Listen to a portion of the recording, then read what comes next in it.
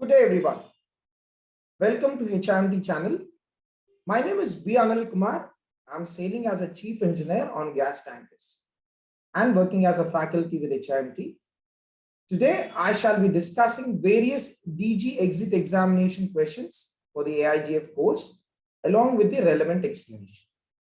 Before we start, I would like to dedicate this video to late VR sir, who has in fact compiled all these questions. May his soul rest in peace. On that note, let's proceed to look at these questions along with the relevant explanations.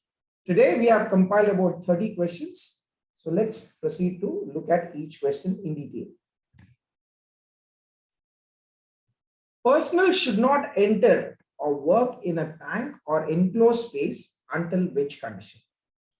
The choices are flammability condition, non-safe working condition, lack of oxygen. All the three choices, that is A, C, and D, are absolutely not fit for a personnel working inside a particular confined space. In fact, coming to flammability, we are at least looking at reducing the flammable vapors inside a confined space to at least 1% of the LEL. And coming to non-safe working condition is due to the presence of toxic gases or due to flammability and lack of oxygen itself. So definitely A and C are not the right choices.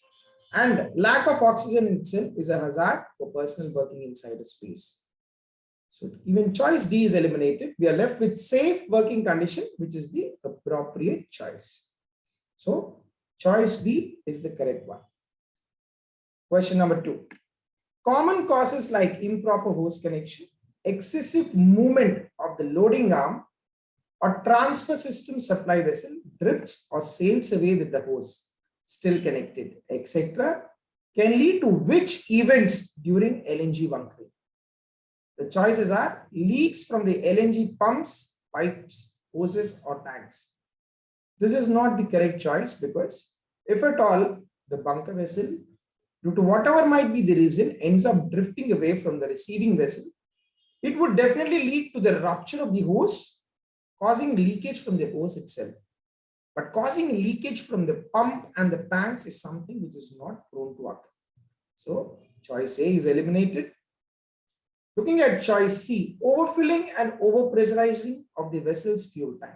Again, this is not the correct choice because if bunkering is continued and not accompanied with proper pressure control, only in such a case, overfilling and overpressurizing may occur. External impact, that is choice D, is not really specific as to which impact is being focused upon. So this is also not the appropriate choice. We're left with choice B, which is inadvertent disconnection of the hoses, which is very much imminent to occur in a condition when the supply vessel ends up drifting away from the receiving vessel for whatever might be the reason. So the answer is B. Question number 3. Ventilation system is required to avoid, the choices are gas separation. A ventilation system has got nothing to do with gas separation as such. So this choice is incorrect. Gas maintenance. Again, ventilation system has got nothing to do with gas maintenance as such. And looking at choice A, which is the correct choice, that is gas accumulation. The sole reason of a ventilation system is to purge the particular space and keep the particular space free of any gas accumulation, depending upon the extent of ingress of gas. So the appropriate choice is choice A. What is the major constituent of liquefied natural gas? The choices are methane, styrene, acrylonitrile, and polybutadiene. Depending upon where LNG has been sourced from, the principal constituent of LNG is methane. Up to 85 to 99% is its concentration, depending upon where it has been tapped from the Earth's crust. So the choice is A. Moving on to the next question. What is the ventilation capacity of fuel preparation rooms, pumps, and compressor rooms? Choices given are 30 air changes per hour, 30 air changes per second, 30 air changes per minute, 30 air changes per millisecond. Well, let's look at the IGF code for this particular question, wherein as per requirement 13.6 in the IGF code, the ventilation capacity of the fuel preparation and compressor room shall have a minimum capacity of 30 changes per hour. That is the requirement as per the IGF code. Hence, choice A is the correct answer. Moving to question number 6. Fuel containment systems and machinery spaces containing sources that might release gas into the space shall be arranged and located such that the choices are: in case of a fuel gas leakage, it will not affect the personnel. Choice B, a fire or explosion in either will not lead to an unacceptable loss of power. Leakage will not affect the accommodation area. There is no complete blackout. Again, as looking at the IGF code, as per the requirement 3.2.12, which clearly states that the fuel containment system and the machinery spaces containing sources that might release gas into the space shall be so arranged and located such that a fire or explosion in either will not lead to an unacceptable loss of power or render the equipment in the other compartment inoperable. This is what the requirement states. So choice B is the correct choice. Question number 7. Substance of cargo vapor in air which is not toxic. The choices are propane, ethylene, methane, and all the above. Looking at all the three gases, all these three gases are flammable in nature, but none of them are toxic. So the appropriate choice is D, that is all the above. The next question. What is the use of a tankscope? Choice B, an instrument used for measuring carbon vapor in inert atmosphere. There is no specific gas which has been categorized as carbon vapor. So definitely this is not the correct choice. An instrument used for measuring oxygen vapor in inerted atmosphere. Well, the instrument which is used for measuring oxygen is an oxygen analyzer. So this is not the correct answer as well. An instrument used for measuring dioxide vapor in inerted atmospheres. Again, no particular gas as such is classified as or categorized as a dioxide vapor. So this is not the correct choice as well. Looking at choice A, which states that an instrument used for measuring hydrocarbon vapor in inerted atmospheres. This is the correct choice.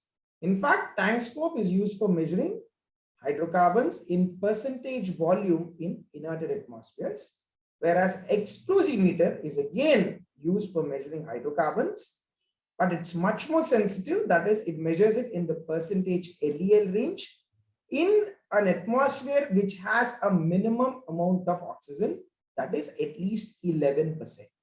So that's an explosimeter. Coming back to the question, choice A is the right choice. Question number 9.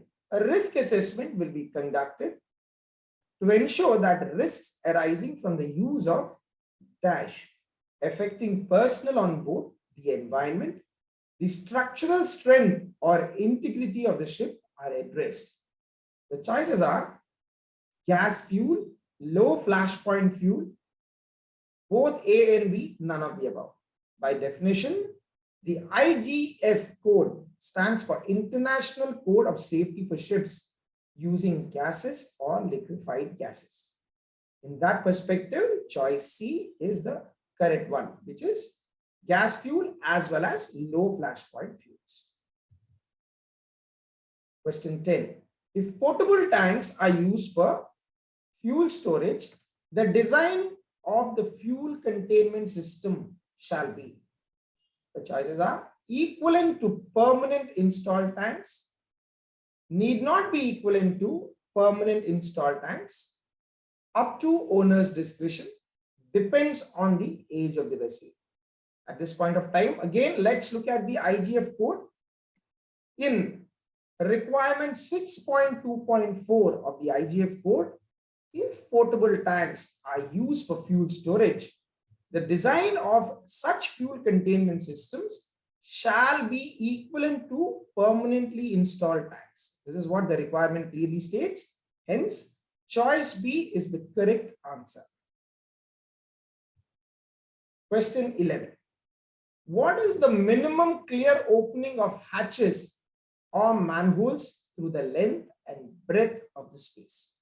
Let's look at the choices. Choice A, less than 600 mm at the height, of more than 600 mm from the bottom, not less than 600 mm at the height, of not more than 600 mm from the bottom, less than 600 into 800 mm at the height, of not more than 600 mm from the bottom, not less than 600 mm by 800 mm at the, just a minute, at the height, of not more than 800 mm from the bottom.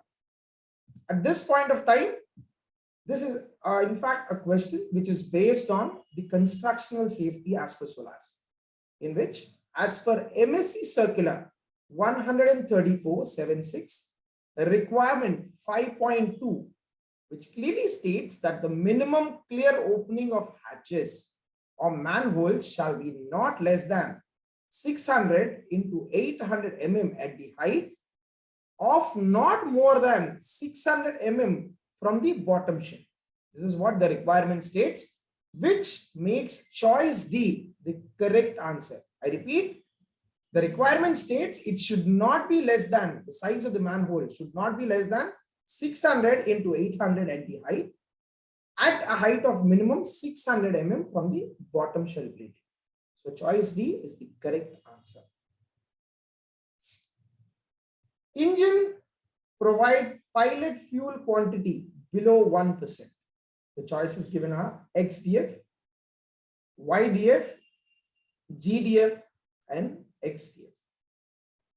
Well, as per the manufacturing specifications of a WinGD XDF engine, which works on the principle of a lean burn Otto cycle while operating on gas, this particular engine utilizes a minimum quantity of pilot fuel for igniting the gas and air mixture when the piston reaches to TDC. At such a point of time, in order to ignite this mixture, a minimum quantity, typically not more than 1% of the total heat release, is the pilot fuel that is utilized. This is used in a XDF engine. So the right choice is A. The fuel containment system shall be so designed that a leak from the tank or its connections does not. The choices are harm persons on board, endanger the ship, the environment, all of the above. It's very obvious. The containment system should encompass all the safeties in order to ensure all these three are very well taken into account. So the obvious answer is D, all of the above. Question number 14. During bunkering, an area of sufficient size that keeps other vessels, equipment, and cargo operations far enough away so that they pose little risk of damaging or interfering with the LNG bunkering system. Such an area is designated as. Now, the choices given are safety zone, security zone, hazardous area, and then ISPS bonding. Looking at the choices B and D, this is something which is related to the security of the vessel and certainly not applicable to the particular question. And broadly speaking, the area on deck is classified as a gas safe area or a gas hazardous area. Now, what is a gas hazardous area? That is any area where gas is susceptible to be there is actually categorized as a gas hazardous area. And looking at a bunkering terminal or a bunkering area, this is certainly one of those areas which is susceptible to such gases getting released, if at all, during a bunkering operation. the fuel which is being bunkered escapes its containment system. So it is a hazardous area and definitely not a safety zone. So the appropriate choice is C. Question number 15. The probability of a gas explosion in a machinery space with dashed fuel machinery can be minimized. The choice A, gas. Choice B, low flash point. C, both A and B, and D, none of the above. As discussed before, the IGF code is actually a code for both gases and low flash point fuels. In view of the same, the right choice would be C, that is both gas and low flash point fuels. Question number 16. As per the regulation, it shall be possible to empty, purge, and vent fuel storage tanks with fuel piping systems.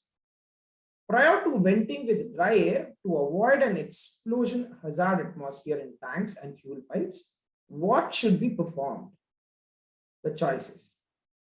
Gassing up shall be performed. When we are talking about a particular scenario wherein we intend to gas free the tank, we intend to purge and empty the tank, free it of any flammable or cargo vapors. So gassing up, that is in the choice B, is something what we are not going to take it up. We intend to free it of any gas vapors. So hence this is not the correct choice. Choice C, cooling down should be performed. Well, cooling down is an operation which is performed only after gassing up is done. So this also is not the correct choice. And looking at choice A, inerting. Inerting should be carried out.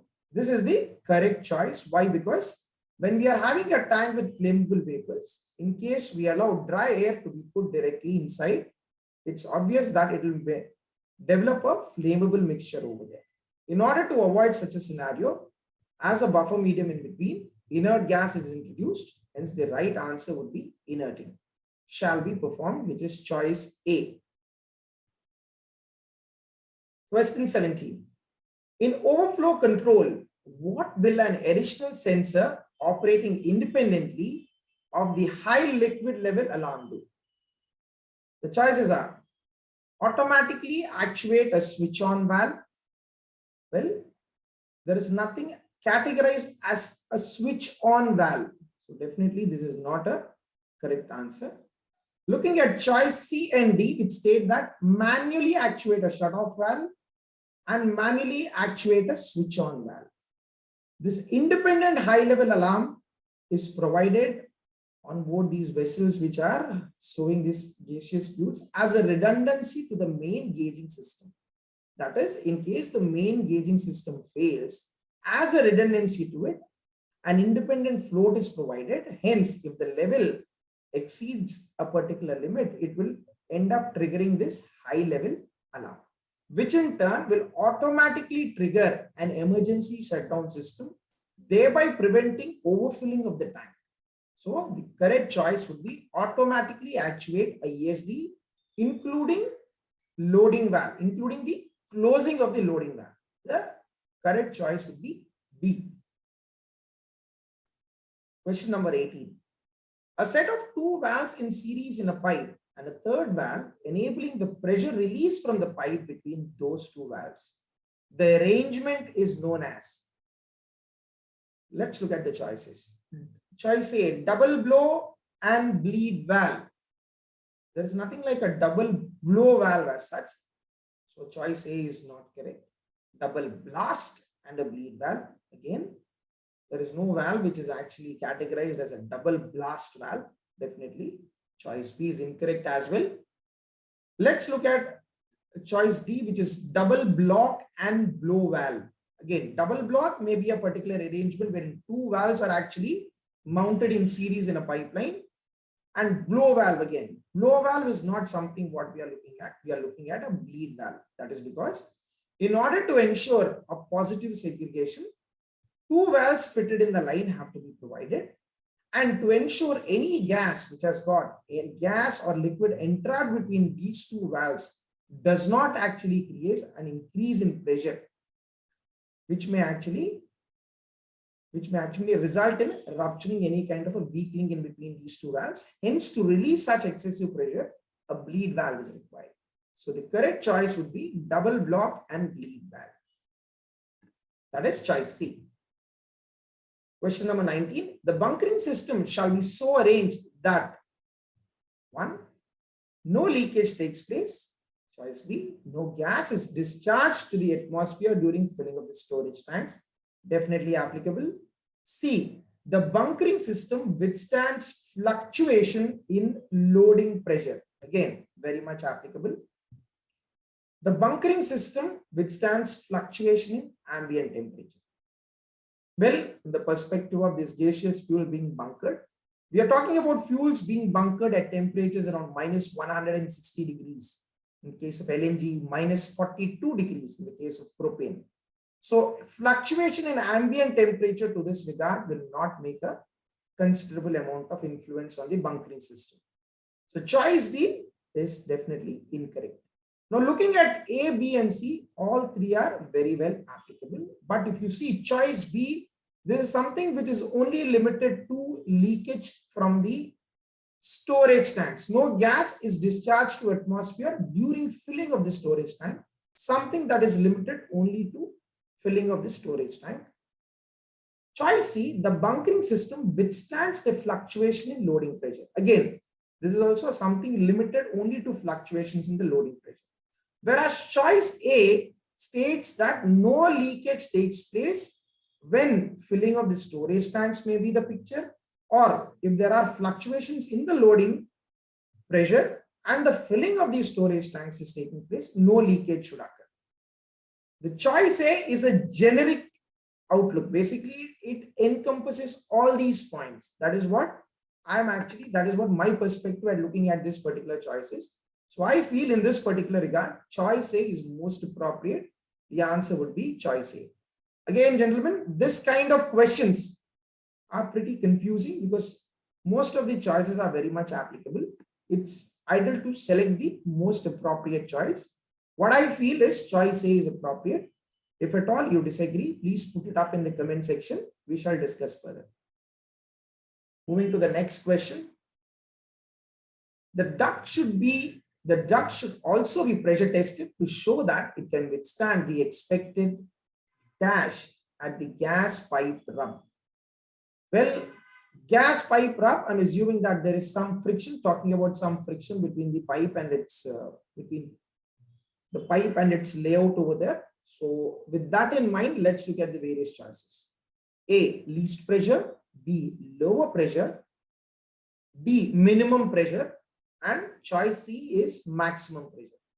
Well, the ideal choice would be maximum pressure, because a duct which has been pressure tested and proven to be satisfactorily working when tested to its maximum pressure, when being subjected to some kind of a friction, would definitely serve to be intact when it is working at much lower pressures or least pressure, or for that matter, minimum pressure. So the appropriate choice would be maximum pressure, choice C. Question 21. What is the danger of LNG spill from any flange connection during bunkering? Choice A, massive explosion at the connection area. Again, the danger, LNG is highly flammable, but it doesn't mean the moment it escapes or there is a spill from any particular flange during the bunkering process, it's going to cause a major explosion. Such a situation may occur only when this particular flammable mixture or the LNG expands and it forms a flammable mixture. This flammable mixture comes in contact with a hot spot. Only then an explosion can occur, or for that matter, a fire can break out. So this only spillage will not imminently result in a fire or explosion, though there is a very good potential for such a hazard. So choice A is not correct. Breakout of fire at the connection area. Again, only when it comes in contact with the hot spot. Such a scenario may actually escalate into. At this point, again, this particular choice is incorrect as well. Choice C, cold embrittlement fracture of the steel deck plating below the connection. Well, as per the IGF code for the entire bunkering line, especially at the flanges, which is susceptible, and are they susceptible to leakages and are the weak links, Effectively, there shall be drip trays provided beneath them. So the so if spillage occurs, it will be collected in this drip tray and the hull will not be subjected to cold embrittlement. So even choice C is incorrect. Choice D, which states formation of a huge vapor cloud around the connection area. This is the most appropriate choice, being why? Because LNG expands, one drop of LNG expands rapidly to 600 times of vapor. So the moment a spill occurs, instantaneously there's going to be a huge cloud of vapor and it's going to look white in color owing to the condensation of water vapor in the vicinity. So the appropriate choice would be D. Question number 22. Accidental limit states, an abbreviation ALS, relevant design parameters of limit state, design of the fuel containment system. Coming to the accidental limit states, the short form ALS as it's called, it corresponds to the ability of a structure to resist an accidental situation as it is manifesting in its abbreviation itself. And it's got nothing to do with the maximum load carrying capacity, or for that matter, what has been given in choice B, that is corresponding to degradation due to the effect of cyclic loading, which is something related to fatigue and its failures. So the appropriate choice in this particular question is C. It concerns with the ability of the structure to resist to accidental situations. Question 23. The inlet or the duct may be from, the choices are explosive machinery space, an unsafe machinery space, a non-hazardous machinery space. Now, in this particular choices, there is first choice, looking at the first choice, there is no particular machinery space which is categorized as explosive. So that has been eliminated. Unsafe machinery space, there is no, again, there is no particular machinery space which is again classified or categorized as an unsafe machinery space. Again, this particular choice is eliminated. Non-hazardous machinery space. Coming to a vessel which has been built in accordance with an IGF code, the broad classification of various areas is of two types: a gas safe zone or a gas safe area, or a gas hazardous zone or a hazardous machinery space. So looking at that, the appropriate choice would be a hazardous machinery space, which can be a typical example of such a hazardous machinery space would be a fuel preparation room or FPR. So the right choice over here would be D, hazardous machinery space. Question number 24. Electrical equipment installed in explosion. Excuse me for that, gentlemen. Electrical equipment installed in explosion hazardous space and areas. The choices are: should have routine maintenance scheduled as per PMS, must be inspected and surveyed as per requirements of administration, should have the procedures and information regarding in-service survey, maintenance and testing. All the 3 points are very much relevant in order to ensure these kind of electric equipment are being well maintained and very much breach proof. So the obvious choice would be all of the above, which is choice D. Question number 25. Natural gas liquids are carried at minus 45 degrees centigrade at a vapor pressure of. The choices are 5 bar, 15 bar, 25 bar and 7 bar. The appropriate choice is 5 bar. That is choice A. Question number 26. Fuel tanks designed to withstand dash of the fuel under conditions of the upper ambient design temperature. The choices are full gauge vapor pressure, a full gauge absolute pressure. Well, absolute pressure is a summation of the gauge pressure and the atmospheric pressure. When the atmospheric pressure is something which does not actually is acting on this particular fuel which is within a particular tank, that is inside a containment system. Atmosphere, the influence of atmospheric pressure on a gaseous fuel is not at all there. So choice B is definitely incorrect. Choice C, full gauge liquid pressure. The pressure inside a tank is the pressure of the vapor space. It is not the pressure of the liquid. So choice C is incorrect. A full gauge atmospheric pressure, as discussed earlier, there is no influence of atmospheric pressure acting inside the contents of a fuel tank having gaseous fuel under whatever might be the temperature. So choice D is incorrect as well. The correct choice would be full gauge vapor pressure for that corresponding temperature. That is choice A. Question number 27. A fuel preparation room comprises of which equipment? Choices are HP vaporizer, boil off gas compressor, a glycol skid, and choice D, all of the above. The right choice is all of the above. These equipment, that is the HP vaporizer, the boil off gas compressor, and the glycol skid, are used together in order to process the cold LNG liquid or vapors to the required pressure and temperature. These are located in the FPR or the fuel preparation room. That is from the containment system, that is the cargo tank, the pump supplies it to the fuel preparation room, or the vapors are sucked by the boil off gas compressor. In this particular room, the temperature and pressure are increased and supplied in a gaseous state to a double wall piping to the machinery spaces. So the right choice in this regard would be D, that is all the above. Question number 28.